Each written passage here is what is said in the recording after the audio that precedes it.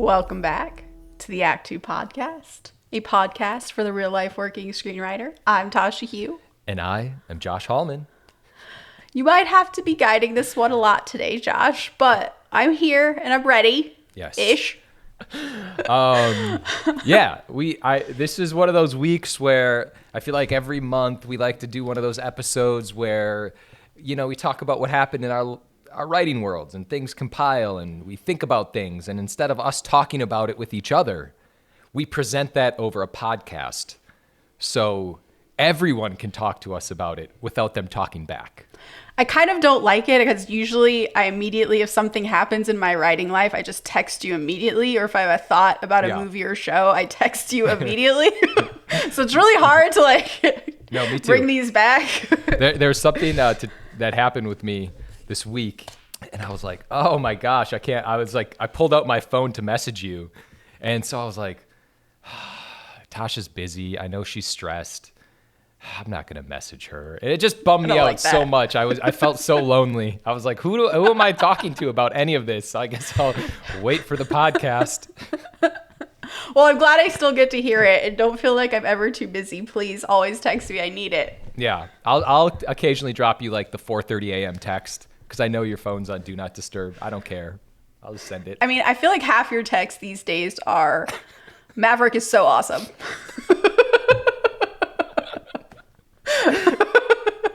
Yeah. And I'm here for those texts. So. Well, listen, as a matter of fact, that's actually something. Let's just talk about this for a second. Because okay. Maverick is so awesome. I purchased it because it recently came out on digital. And I rewatched it. I had my daughter watch it. Nicole, obviously, we saw it together, but I was like, I actually got mad at her because she was on her phone. And come on. I know. I felt like I did one of those things where I was like, you don't want to watch it? Fine, let's not watch it. I'm going to pause it. Really offended. Was she like, okay? Or was she like, no, I'll put it away? Because also, how could you be on your phone in that movie? Like, it seems like an impossibility. I don't know. She was apparently wanting to get a divorce because I was upset. But here's my question. So you've re-seen it. I've seen it again. Yeah. We talked about what the theme of Maverick was or is. Yeah. And after seeing it again, do you feel like there's a clear-cut theme to Maverick? It's clearer the more you watch it. Could it be clearer? Yes. But the emotional through line becomes clearer the more you watch it because all the like big crazy stuff kind of falls away a little bit more because you've seen it, and so you're paying attention to the smaller moments in between the big stuff, which is where all the emotional meat happens. Okay. I guess. Yeah. What do you think? You've watched it maybe more than me. I've only seen it 3 times. No, that's how many times. I've only seen it 3 times. And that's how many times I've seen it. I have to watch it again. I need a clear cut, like Maverick's, his arc and everything is very clear, but like thematically, let me just pause. Like the movie is like a mirror of like what Tom Cruise's career is, where Ed Harris has that line right in the beginning where he's like, you're going to be extinct one day, Mav, or whatever he says. And then Tom Cruise is like, maybe, but not yet. And he just like proceeds. Not today. Yeah. It proceeds to make like the greatest movie of all time. And I feel like it's like a reflection on where his career is right now. Like people are coming up, but Tom Cruise is still going.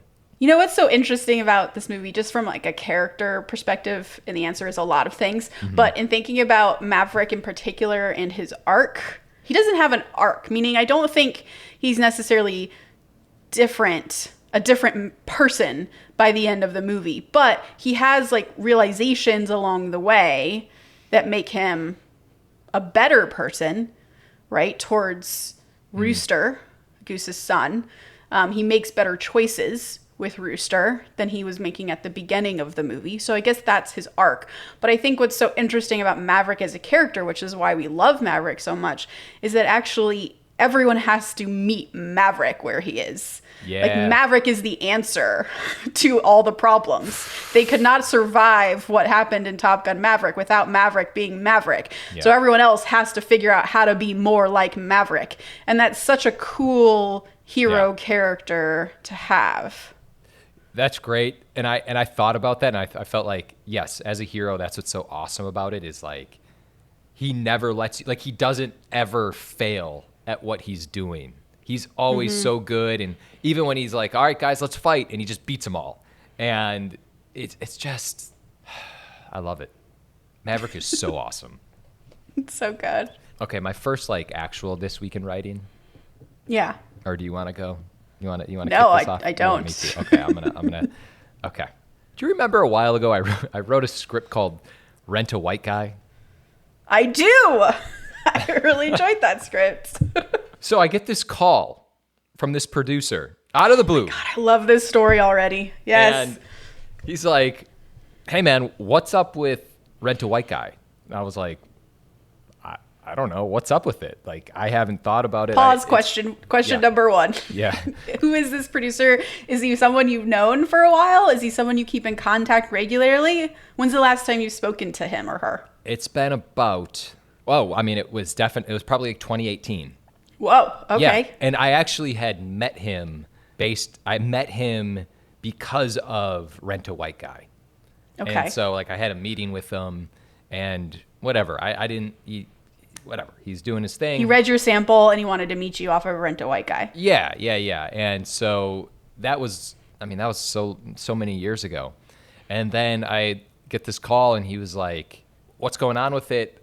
More or less was like, I'd love to like show Rent a White Guy, like kind of take it out and try to get some traction with it. And I was like, all right, let me reread it because I haven't read it in a really, really long time. So I go back and reread the script, and there are things that I would want to change in this script. Yeah. I don't know if I could get away with some of the jokes in this script. Yeah. You wrote it a long time ago. Like, he read it in 2018, but you didn't write it in 2018. You wrote it a long time ago. Yeah, I wrote it like 2016, something like that. Yeah. I was a different person. The world was in a different place. Mm-hmm. I was stupid enough to write a script called Rent a White Guy. Mm-hmm. So I get back to him, and I'm like, I don't know if it's such a good idea. I think there needs to be somewhat of a big overhaul with the script, and that's cool. I can get into it, but not right now. I don't know if I have like the mental space to like dive back into. I don't know if this is the right call. So he's like, okay. So then he gets back to me again. He's like, what if I option the script from you for just a small amount of money? And I was like, that sounds appealing, but it still doesn't solve the problem of like I wrote this script that I feel like needs to be changed. Yeah. So what would you do, Tasha, if you were in I would take this offer. This is great. Because he's trying to say, I get that you can't do this for free because you don't have the time, but let me make it more appealing to you. I will pay you a small sum of money, which is all I probably can afford because I don't have development money. Yeah. And how about you develop it and do a pass on it? Because I feel like structurally your movie works. It's probably just scene work at this point, right? Yeah.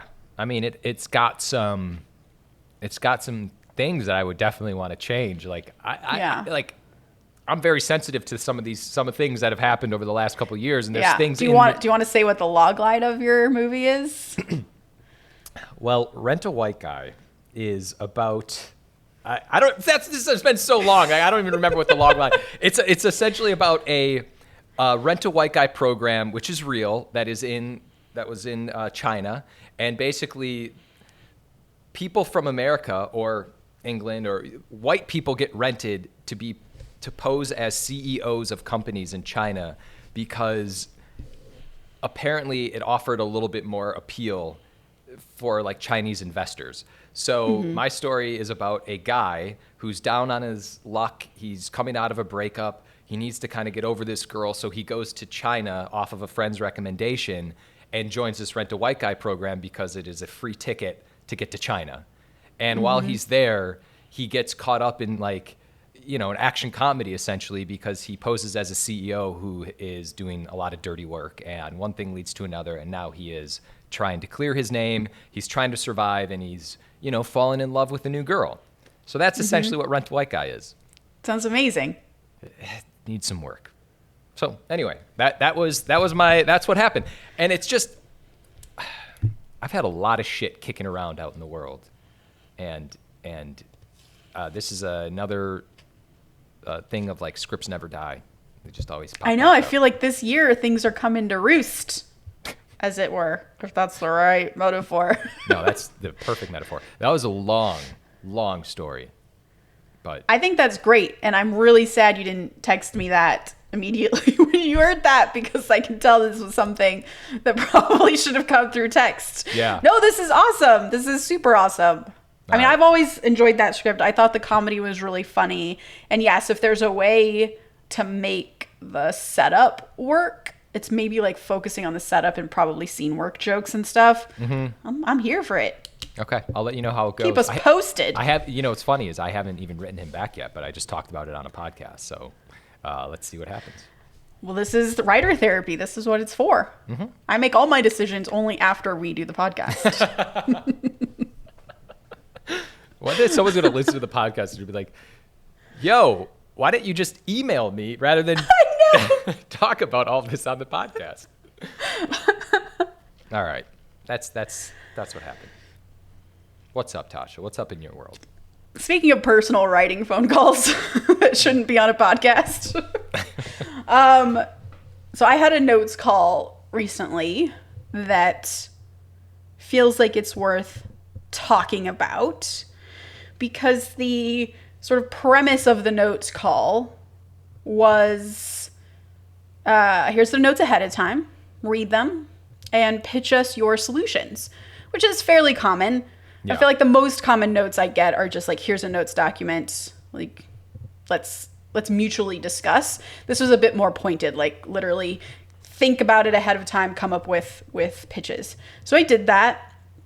And every time I pitched a solution, it was met with silence and then with, nah, I don't think that's going to work.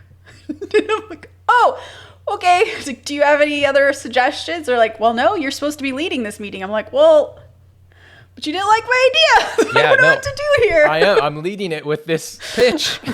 Yeah. Wow. The silence is the one that kills me, because they're like, in that silence, they're thinking, dear God, that's a terrible idea. How do I say this politely? But I think the lesson learned and the why it's a This Week in Writing is how to like deal with just being on your back foot, I guess. Like, yeah. I thought I'd prepared for this meeting, and maybe I should have prepared more.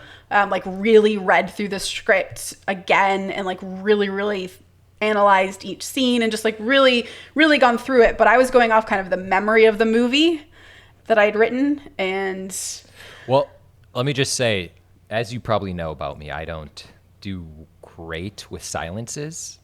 It's something that I've always tried to like to get better at, because if I pitch something and there's a silence, I'm instantly going, I'm like talking again. I'm like, well,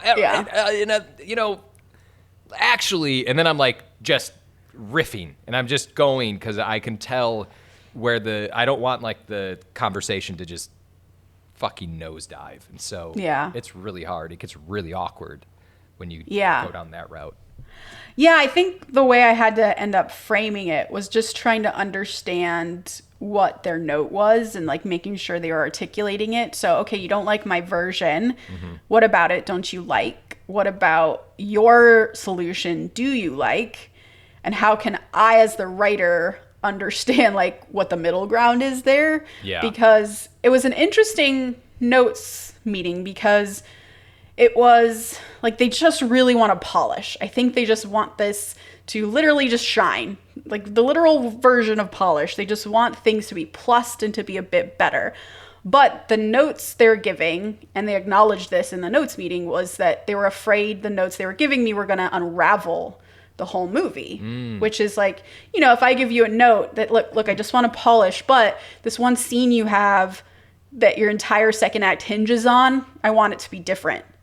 Suddenly you are like, oh my God, how do I fill those pieces? If I pull that thread, everything, the whole sweater of Act Two falls apart. Yeah. Like how do I fix this? And so it's tough because you have to get these kinds of notes all the time where people who are not writers are giving you what they think the solution is to the problem. And your job as a writer is not to just do what they tell you to do. It's to figure out what their real note is and find like a cooler way to address it than they're giving you. And they know that, which is what's great about these producers. They're like, we're not writers, you are. You have to figure out how to actually translate this.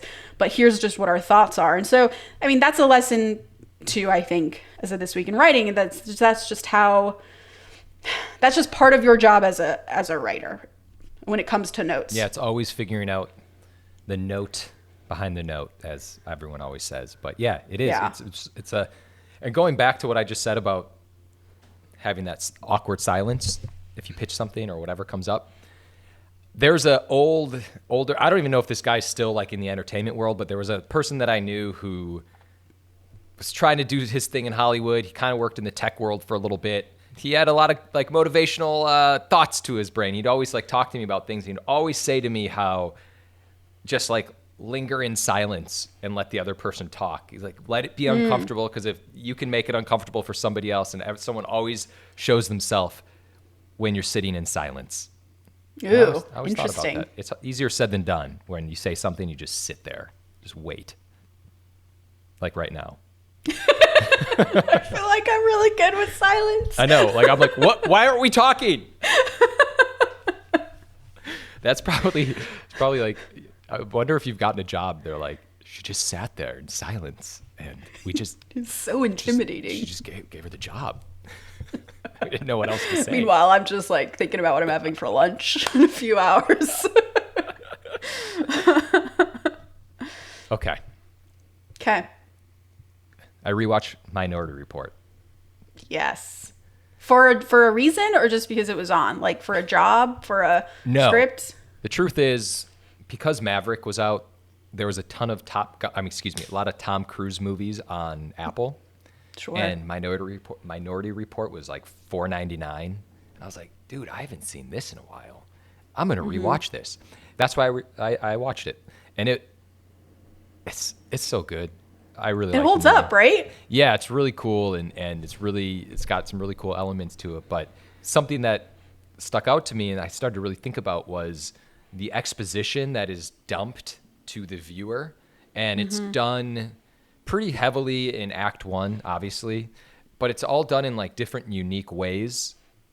At one point, Tom Cruise is in front of the screen and he's moving his hands around, and he's, Colin Farrell walks in and he's like, this is an echo. The ball comes down over here. And so he's in action while he's giving all this pretty important information. Another time it happens is it's done through like a commercial of pre-crime is up 99%. And then a third time is they go into the three precogs, I think they're called, and they go down, and it's just kind of eerie, and Colin Farrell's walking around them, and there's like this weird intensity to the scene because no one's ever really been in this room before. You're not supposed to go down there, but exposition is being dumped while they're walking around these different like these people, and it was just all really interesting because it's always very hard to do that, and especially in like sci-fi movies, especially where there's tons of backstory. I just found it pretty interesting. Yeah, I mean, they do this really great device of making Colin Farrell the audience, meaning he doesn't know anything about what the hell's going on here.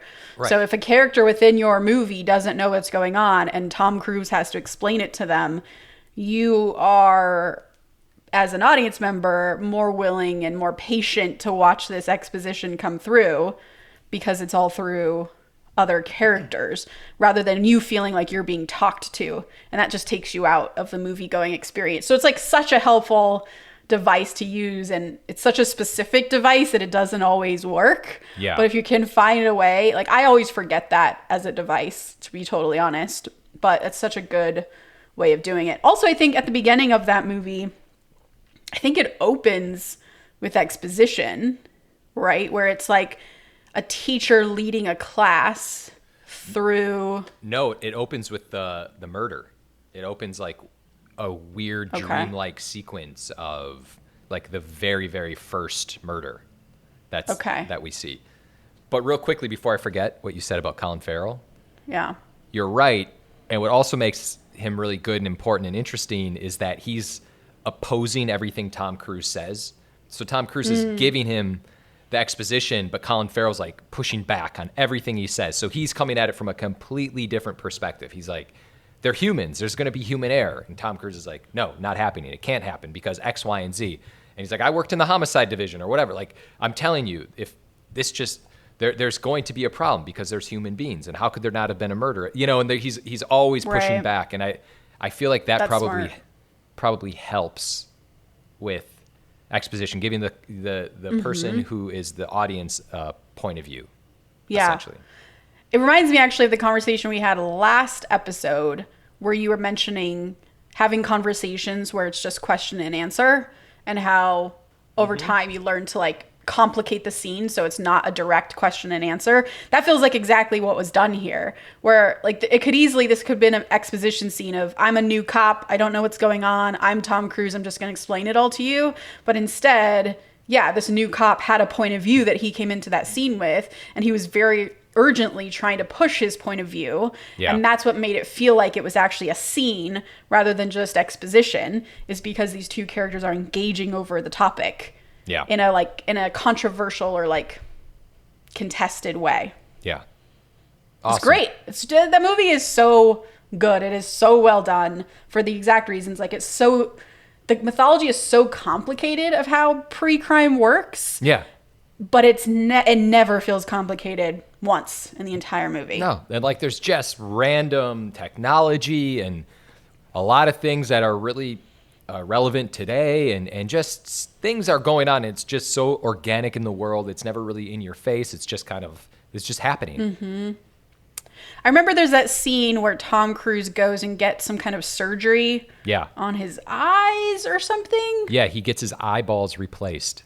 And there was no sort of build up to that. There was no explanation for what was happening. You just kind of experience it through Tom Cruise.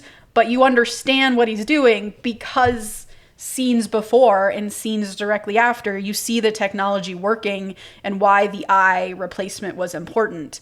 But I always feel like, because I do a lot of movies that require big world building stuff, there's always this instinct to over explain things so you don't lose anyone. But Minority Report is a great example of not talking down to the audience and not over explaining things.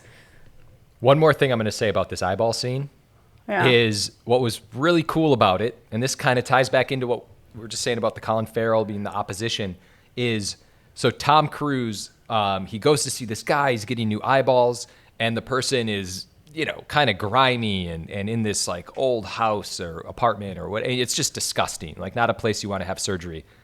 And he gives Tom Cruise a shot and he starts drugging him, and Tom Cruise is getting ready. And right while this is happening, right before the eye surgery, the guy's like, you don't remember me, do you? And Tom Cruise is like, no. And he's kind of like laughing because he's drugged up. And he's like, you put me away and my practice had to close. And Tom Cruise, and they have this back and forth, but it created this tension that didn't have to be there, but it was there because there's already like a tense scene. His dude's getting his eyeballs replaced. Now all of a sudden the guy who is replacing his eyeballs was put away because of Tom Cruise. It's awesome. Does that ever pay off? I definitely remember that. It doesn't pay off though, right? Because he does the surgery just fine. He does, but I guess he's like, I'm going to make it really painful, essentially. Right. But no, it doesn't pay off in any way, shape, or form. It's really funny. That's super smart. Yeah. All right. Moving on, Tasha. All right. My other this week's in writings are things that I've watched recently, but that like really made me think about writing things. That's the greatest thing you could have said.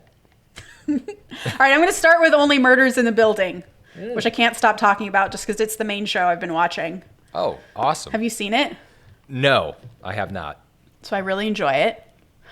It's very funny. It's very engaging. But the writing lesson to me are the hooks in the episodes. Yeah. Because oftentimes, particularly in season 2, I will watch an episode and be like, oh, this is so boring and has nothing to do with anything. It's random. These jokes aren't landing. And then they'll do a hook and I'm like, oh my God, I have to watch the next episode. Yeah. And I'm like, but why am I so passionate about watching the next episode? It is literally only because of the way they end with the final scene of the episode. And I'm bringing this up because, you know, hooks are not something we think about in features. It's never something I really had to think about, even though every act should kind of have a hook. You just don't think of it the same way. And when I started getting into TV, I had the hardest time figuring out what a hook was, because a hook to me was not clearly a hook to the producers. And I'm like, well, I think that's interesting as the writer. And they're like, yeah, but if you're an audience member, that's not interesting. That's not the thing that's going to make you click, I need to watch the next hour and spend the next hour of my life watching your show. So it's almost like I had to think of a trick to, like, a monster comes out of nowhere in the last 2 seconds of the movie and you're like, oh shit, why, how does that happen? I gotta click to the, and that's fine. Like, that's Stranger Things season 4 in particular does this really well with its hooks as well. And it's something, now that I'm working in TV more, is very much something we have to pay attention to. And especially with streaming, because a big way that streamers determine whether your show is successful is whether people are clicking through to the next episode. And they have all this data about how often they click through, how many times they click through, what time of day they're clicking, just all the click-throughs. And so the hook becomes extremely important. And I just want to talk about hooks. Hooks. Are the hooks in Murders in the Building organic, or do they sometimes feel random? They sometimes feel random. But do you care because it's a hook? Yes. Yes, you care, or yes, you don't care? Oh, I don't care that it's random. I care that I want to watch, in the way that I want to watch another episode. Because I'm like, how the fuck, like, why is that person involved all of a sudden? Now I need to know that. I love Martin Short and Steve Martin, by the way. They're And I great. guess Selena Gomez. I don't want to exclude her from this conversation, but I love Martin Short and Steve Martin. So I don't know why I haven't watched this show yet. So Highly recommend. It's super fun. and it takes place in a building. In a building. Every episode. Every episode. They're trying to solve a murder. Yeah. Wow. And then what? Like new characters come out and they're like, "Surprise! I've been here the entire time." They'll like meet new people who live in the building because it's a huge apartment complex. You know what show I always think about would have crushed in the streaming world because of the hooks is Lost. Oh, man. Had Lost existed on like Netflix, holy shit. Because every episode was like at the end, that was what made that show so awesome. Like every Yeah. episode, they're like, oh, and by the way, there's a hatch. And you're like, what? What the fuck? Yeah. I have to wait 7 days I mean, for this? that was the beauty. Yeah, the hooks had to be so good and Lost that you were Yeah. willing to wait a week to get to it. That's how good those hooks were. So there was that script, The Disciple Program, by that writer, Yeah. Tyler Marcera, I think his name is. And I remember reading about it, I don't know where, somewhere, because he was kind of blowing up at the time. And I think he had said that when he had written that script, it was for a competition where every 15 pages it had to be, like the competition was, you have to like keep elevating your script every wow. 15 pages. So the reason his script was so engaging and awesome was because I think he kind of did like little hooks and twists and turns after every 15 pages. So it just, you wanted to keep reading and reading and reading. So what I'm saying is I wonder if there's a way that you can implement hooks into scripts the way that they're in television. I think that's a clear explanation of why and how. Yeah, I think it's so important. I just answered Yeah. my question. I think before with asked it. features, it's so much harder, though, because in features, you can't just do a monster pops out of nowhere at the end of episode 2, and in episode 3, there is no monster. Where'd the Right. monster come from? What was the monster? Oh, you're not going to know till episode 6. But you can't do that. You have to, like, if you introduce a monster at the break into Act 2 in your feature, a monster better show up, like, pretty quickly in Act 2. Yeah. So you do have to answer it in a very different way. But absolutely, if you can think that way, if your brain can get there, like, that's absolutely how we should be. I mean, theoretically, that's what those markers in your feature are, right? The break into Act 2 is supposed to be a big hook. Your midpoint is supposed to be a big hook. Your break into 3 is supposed to be a big hook. I think about this. I wish I was a little better at creating really engaging hooks. They're hard. I don't know why they're hard. Like, someone in danger is a really great hook. If you've seen Stranger Things 4, spoiler alert for a second, skip ahead 30 seconds if you haven't seen it. Yeah. But there's one episode where Steve is lying in the upside down and he's being attacked and basically killed by these creatures. And you're out on that. And you're like, well, I can't just let Steve die. I need to know what happens in the next episode. So it's like a character in danger that we've fallen in love with is definitely a hook. You can cheat it and do the whole monster comes out of nowhere as your hook.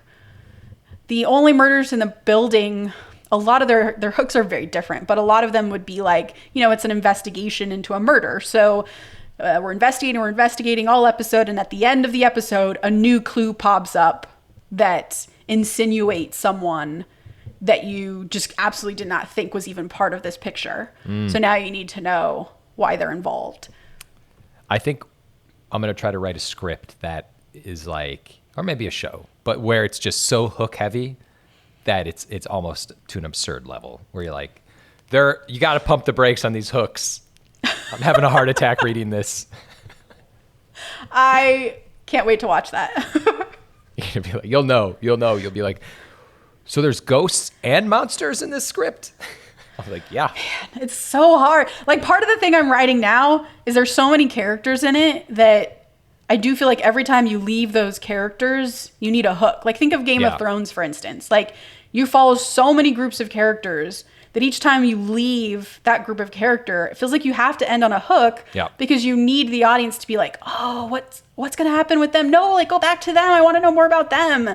So that makes me want to go to the next episode. So they're fucking hard. Very fucking hard. And again, Stranger Things does an excellent job with exactly that, where midway through, the kids will meet somebody who has a computer that all of a sudden they need to communicate with some like government agency or whatever. And you're like, wait, where's that going? And that's Stranger Things. This past season, amazing. Just amazing. Yeah. I don't know how they did it, but they did it. Some of them were cheats for sure. But if it's grounded in character, like the reason why I cared about Steve was because I loved Steve and they made me love Steve. So if you can do that, I feel like your hooks will be a little easier because you can just kind of put your character in peril. Yeah. It's so hard. That's a good one. I like that this week in writing. Thanks. I think I have one more. Did you have another thing? Yeah. I have one more. Like, this is super random. I almost think we can skip it. No, I want it. Okay. So, I was driving with my daughter, and she's like, Dad, put on a movie. And I'm like, what are you talking about? I'm driving. She was like, put it on so I can listen to it. And I was like, put it on so you can listen to it. Okay. So I plugged in my phone, and we just listened to a movie, The Bad Guys, while we were driving earlier today. And I was like, wait a minute. It's clearly like a podcast, but it was such a good exercise from a writing point of view of like, I was like, do I know what's going on right now in this, with everything here? And listen, obviously we're talking about screenwriting, but if like you ever engage in writing a podcast or something, I feel like you should listen to a movie while you're driving or whatever it is, because you can literally like figure out the moments where you're like, there needs to be a little exposition about what I'm looking at here. Like a police officer walks in, like you don't know that without the visual cue, but in a podcast, they'd be like, Officer Judy walks in and she's, towering over the bad guys. But it was just such an interesting exercise, and to just hear the writing and just to hear like the conversations and to try to follow along with what's going on. I don't know if it carries over. Like, I don't know if it's good writing. I don't know. It was awesome.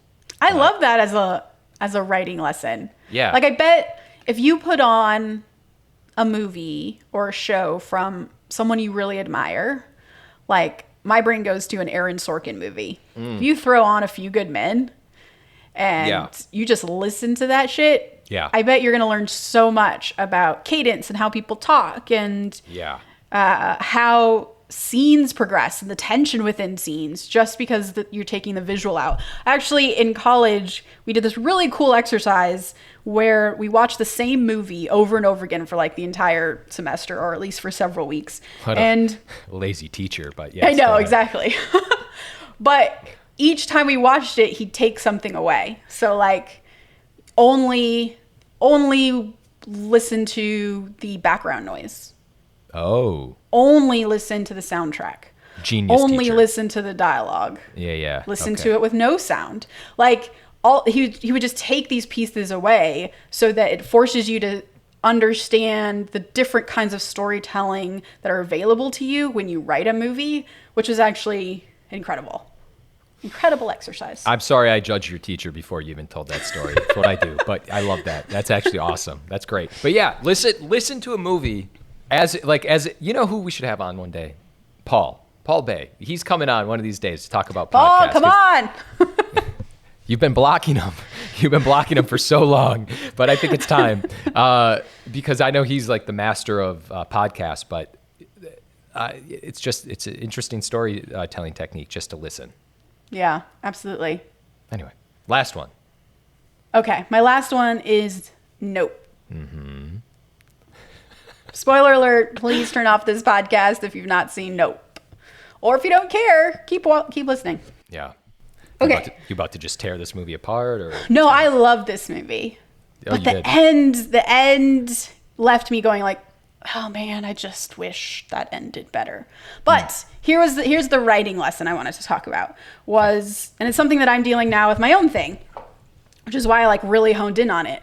So at the end of the movie, there's a conversation about like it's basically planning a heist is essentially what they're doing. They're putting their heads together on how to beat this monster.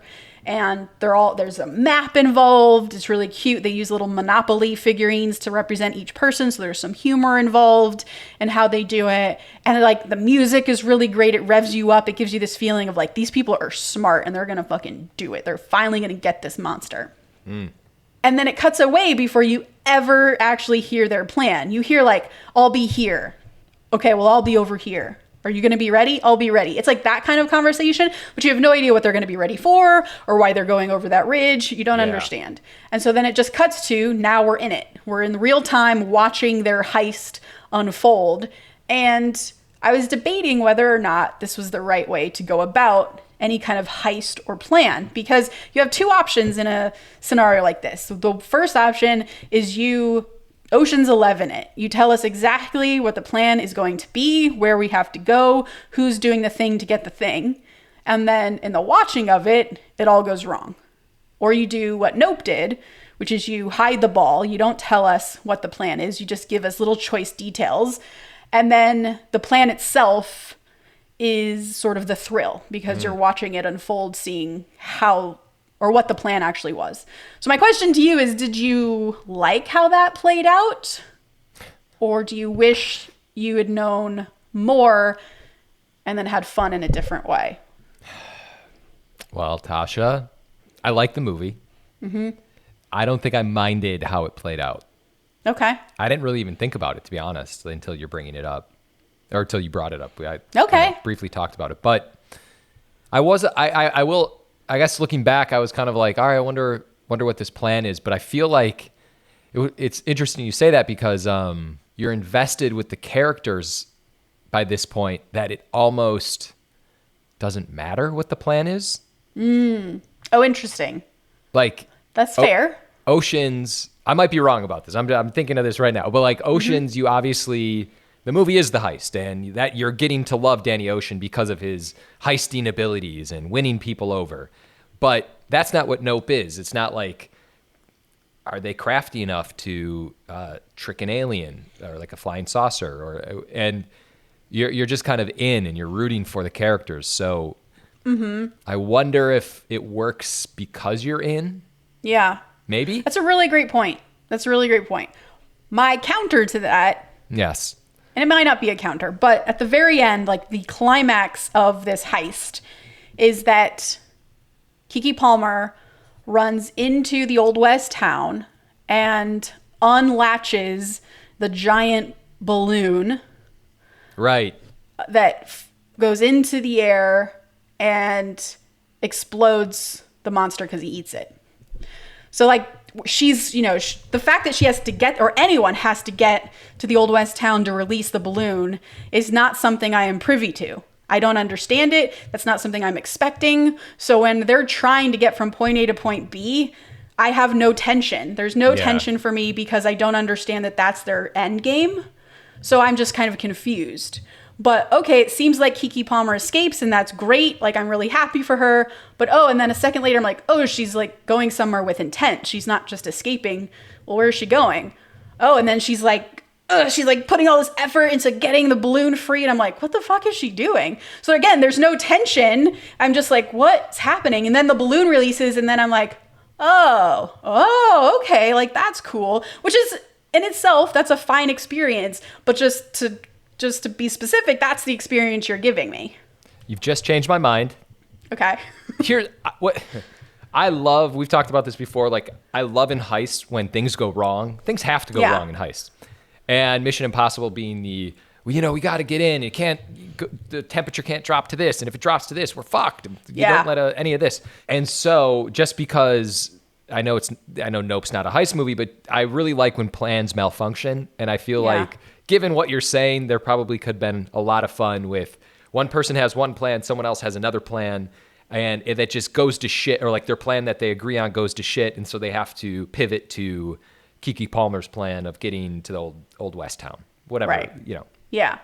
I don't really remember, to be honest, like the last 30 minutes of how like the step by step. Which is probably because of this exact reason. Like it just didn't affect you as much. Because it wasn't maybe delivered in the most exciting way. It's tough, though, because I could counter my own argument. Because there's something so cool about realizing that their plan this whole time is to release this balloon. Because then in that moment is when you're like, oh, shit, I get what they're doing now. Yeah. Because that's set up that this thing can't eat inorganic material or it like kind of goes bad. So that's very cool. So if I knew from the get-go they were trying to release a balloon, that would not have been as exciting. But I feel like there's maybe a middle ground where they could have at least said, we got to get to the Old West town to do that thing. And she's like, yeah, I got to go do that thing.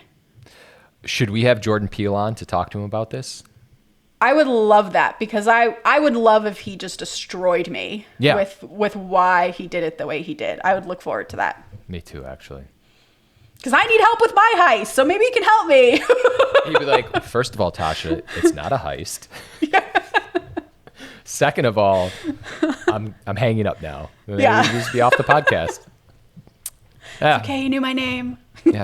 Thanks for coming on, Jordan Peele. That's my thought. Because I'm dealing with that too. I'm dealing with a heist right now where it's like, do I front load it? Do I back load it? I don't know. What's more exciting? I don't know. Heists are so difficult. Yeah. Once we crack the code on heists, we should do a full episode of how to crack the code. Yeah, we need to get John Rogers on here. He did Leverage. He is a heist master. Oh my God. If there's like a blueprint to a heist that exists in John Rogers' brain, I would like him to share that. Was he going to take it to the grave with him? Come on, talk to us about it. Exactly. Come on, man. That's it. That's all I got. We did it. We did. We started this episode. We're going to be like short and sweet. And then who knew that we were going to have such a hearty conversation about so many different things. Do you have a quote of the day? I do. Don't write a $200 million movie and wonder why no one wants to take a shot and make it. Seth Rogen. Jesus. Sorry, I love you.